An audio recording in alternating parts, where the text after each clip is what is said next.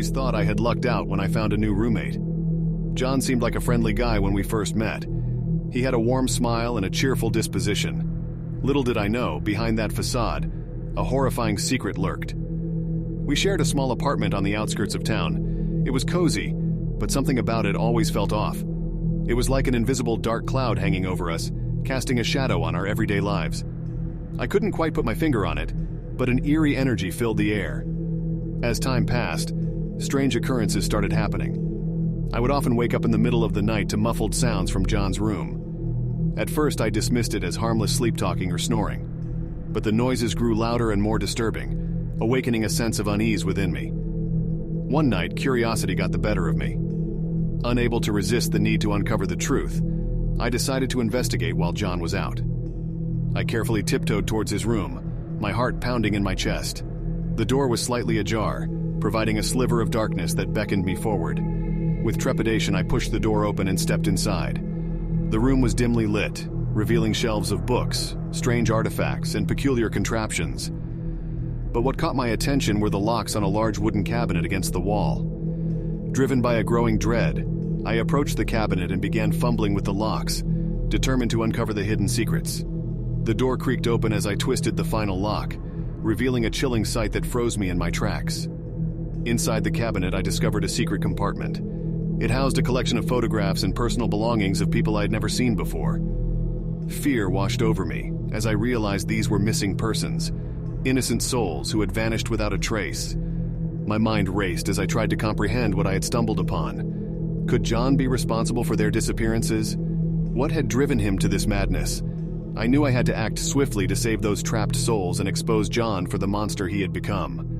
Determined, I began to piece together a plan. I contacted the authorities and shared the uncovered evidence, hoping they would take swift action. But time seemed to move at a snail's pace as I anxiously awaited their arrival. Days turned into nights, and my paranoia grew. Every creak of the floorboards and every distant sound sent shivers down my spine. I couldn't help but wonder if John knew of my discovery, and if he knew his secret had been unveiled. Then, one fateful evening, the authorities arrived at our doorstep as the moon hung high in the sky. Accompanied by the flashing lights of their patrol cars, they wasted no time apprehending John. The truth was finally out and justice would be served. As the investigation unfolded, I learned the horrifying extent of John's crimes.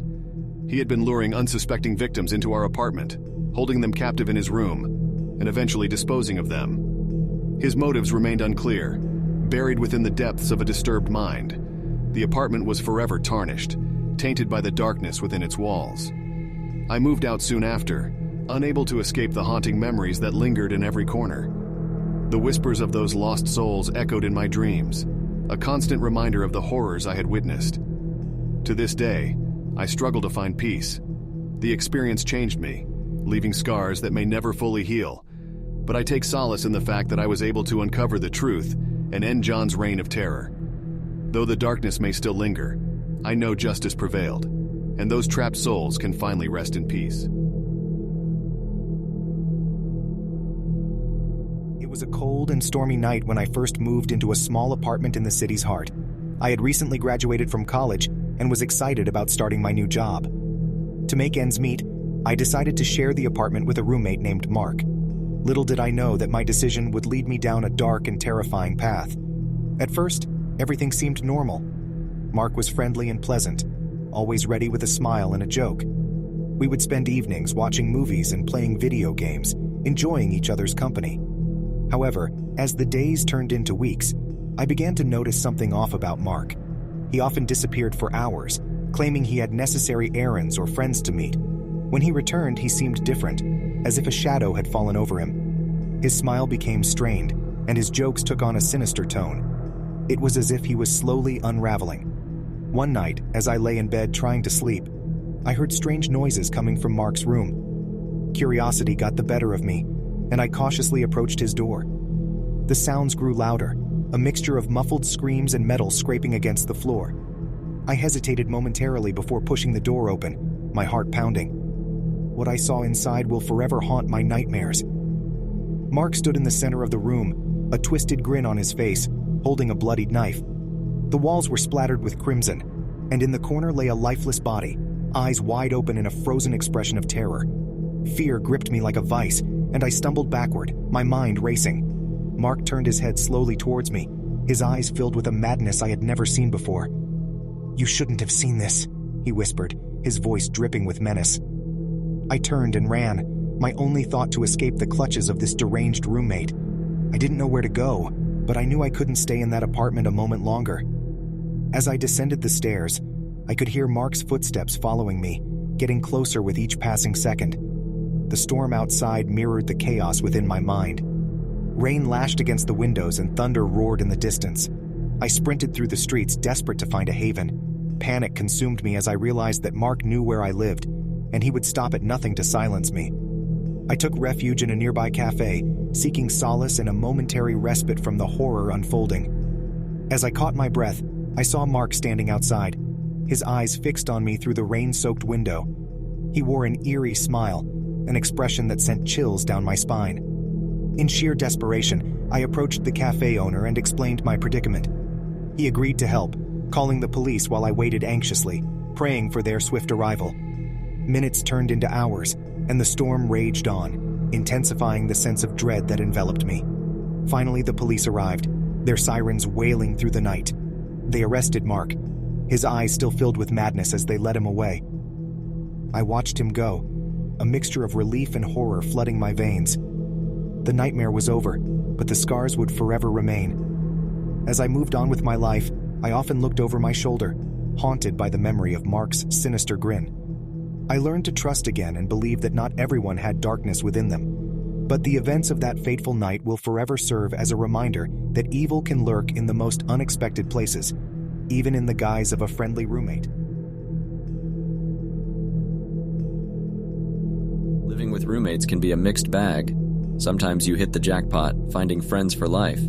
Other times you end up tangled in a web of secrets and betrayal. My story falls into the latter category, a terrifying tale of survival and mistrust that unfolded within the walls of our shared apartment. There were 4 of us: Mike, Dave, Mark, and myself, Tom. We had been friends since college, sharing laughter, dreams, and the occasional beer.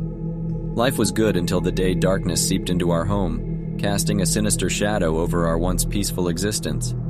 It started innocently enough. Strange noises echoed through the halls at night, whispers that slipped under our doors, chilling the air. At first, we dismissed them as the creaks and groans of an old building, but as the nights wore on, the whispers grew more unsettling. Paranoia crept into our minds, eroding the bonds of trust we had built. We started suspecting the others, wondering who was responsible for the eerie occurrences. As the clock struck midnight, our apartment became a battleground where survival was the only goal. The first night of terror was a blur. In the darkness, I could barely make out the silhouettes of my roommates as we armed ourselves with makeshift weapons. The tension hung heavy in the air as we tiptoed through the apartment, fear clawing at our hearts. But it was Mike who broke the silence. In trembling, he accused Mark of being behind the strange occurrences. Mark vehemently denied the allegations, pointing fingers at Dave instead. The room filled with accusations and desperation, and I was caught in the crossfire of their escalating conflict. As the nights turned into a dreadful routine, we became more isolated, each locked within our rooms, afraid to venture out. The whispers grew louder, intertwining with our doubts and fears. Sleep became a distant memory, replaced by constant vigilance and the haunting presence of an unseen enemy. During the day, we wore camaraderie masks, pretending everything was normal. But when the sun set, the facade crumbled, and we were again thrust into a living nightmare. The apartment became a maze of shadows, and we were trapped, prisoners of our fears. One night, as I lay in bed, unable to sleep, I heard a door creak open. Curiosity overcame my fear, and I cautiously peered through the crack in my door. To my horror, I saw Dave sneaking into Mike's room, a glint of malice in his eyes. At that moment, the truth became clear. Dave had been the puppet master, orchestrating our torment from the shadows. He reveled in the chaos, the paranoia, and the fractures that had formed between us. He had played us like marionettes, manipulating our every move, sowing seeds of distrust and fear. Determination replaced my fear as I made a decision. I would end this nightmare. I quietly slipped out of my room, my heart pounding. With a silent resolve, I approached Mike's room, knowing that I had to save him from Dave's treachery. As I reached the door, I hesitated momentarily, unsure what to find. But my love for my friend propelled me forward, and I burst into the room, catching Dave off guard.